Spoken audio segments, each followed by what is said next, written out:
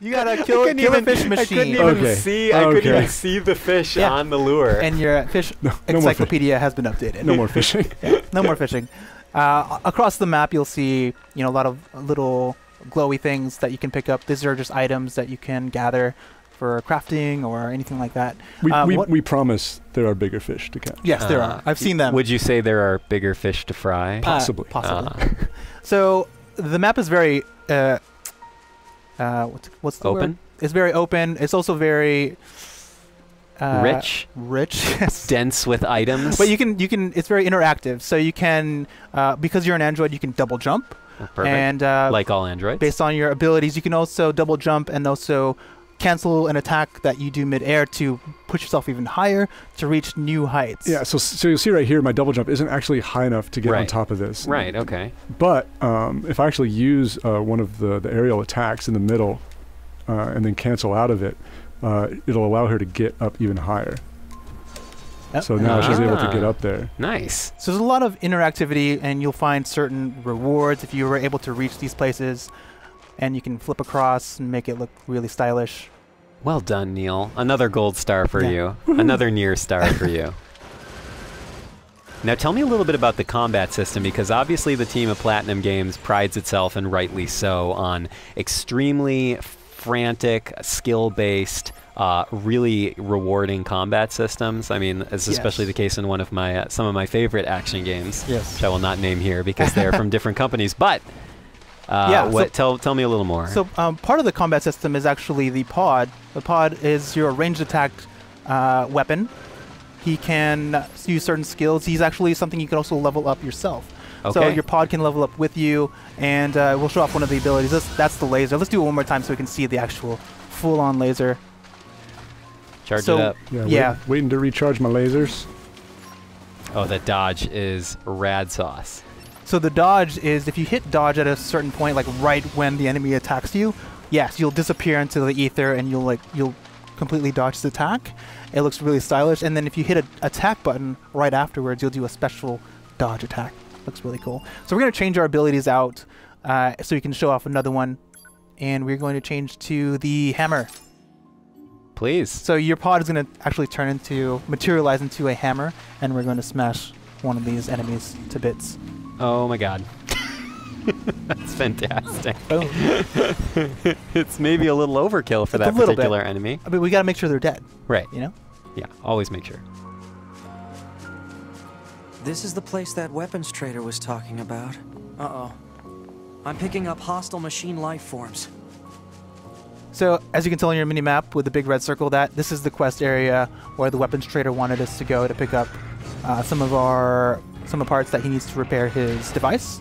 And it's being guarded by big machines with axes. I don't know where they got them, but... Well, they probably got them at the Axe Man. Yeah, the machine axe store, obviously.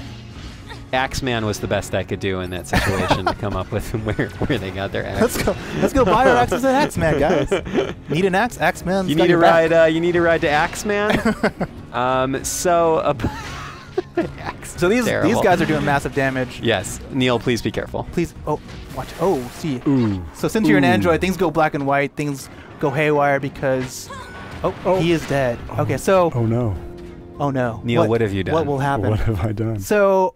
Something that you've never seen before for NieR Automata is the reliquary system. So, because you're an android, when you die, you leave your body behind. But your data and your memories and all the upgrades that you have are uploaded into a new body.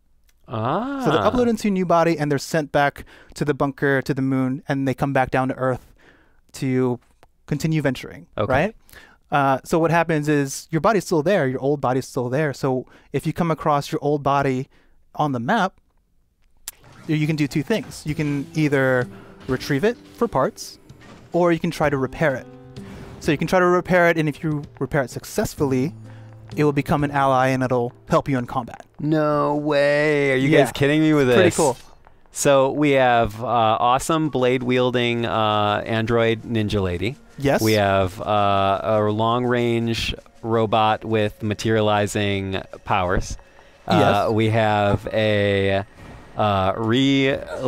reincarnation system that allows you to bring back your your body. Yes. This is the And place help you that in combat. weapons trader So the was other talking option about. is to just I'm sold. retrieve it and retrieve parts from it, Okay. right? Which is what we're gonna do here. Oh, So okay, instead of fine. repairing it, we wanna, we wanna leave that to the imagination of the audience for when Fine. the game actually comes out. Francis, Some things we do I'm wanna- not happy about this, but okay. Some things we do want to keep close to the chest, but do know that it is possible. Okay, perfect. That's all I needed to know. And this time, Neil can show off his true skill. It's almost as if you guys planned that whole bit. For the record, I totally died on purpose.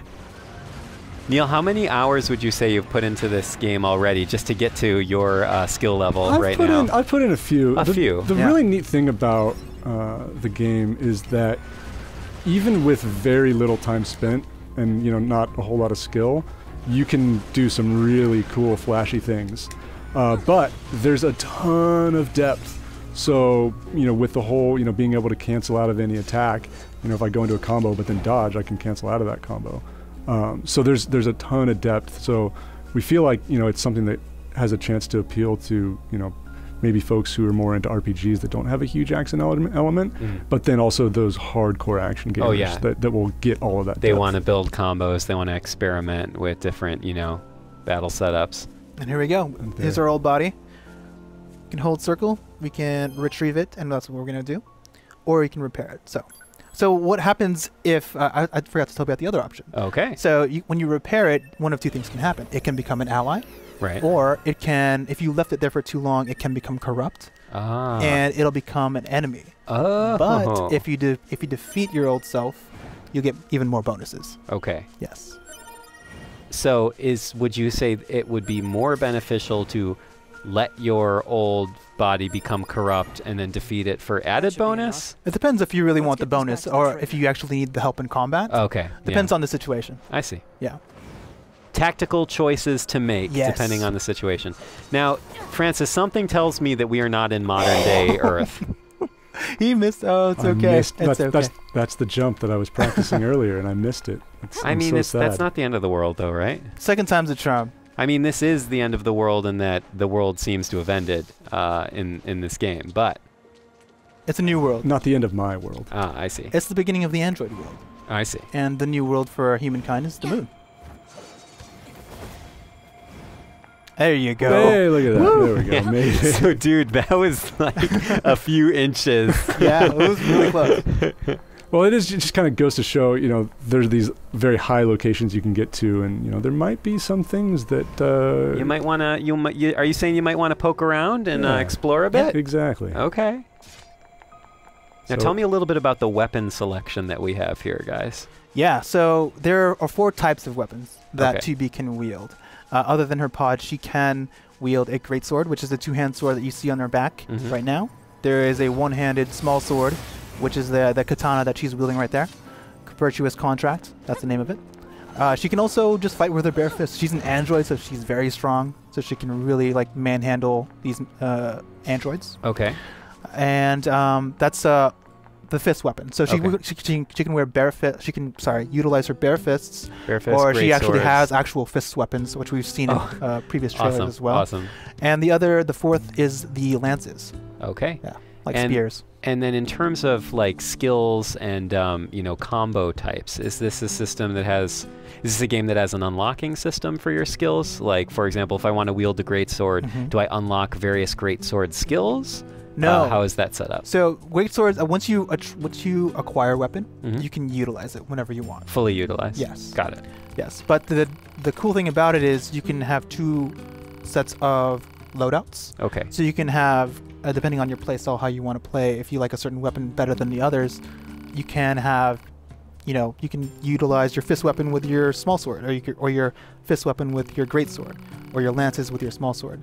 Depending on how you want to play, you can switch those out, and they're attached to small attacks, light attacks, and heavy attacks. But you can have your light sword on a heavy attack button or a light attack button. They'll do different things. Okay. And how is player progression then measured and also kind of rewarded in the game? If you're not unlocking skills, kind of how does players advance the you know, is it 2B? I don't want to 2B. get her name wrong. 2B skills and whatnot, and her level. We got rewards, yay! Congratulations.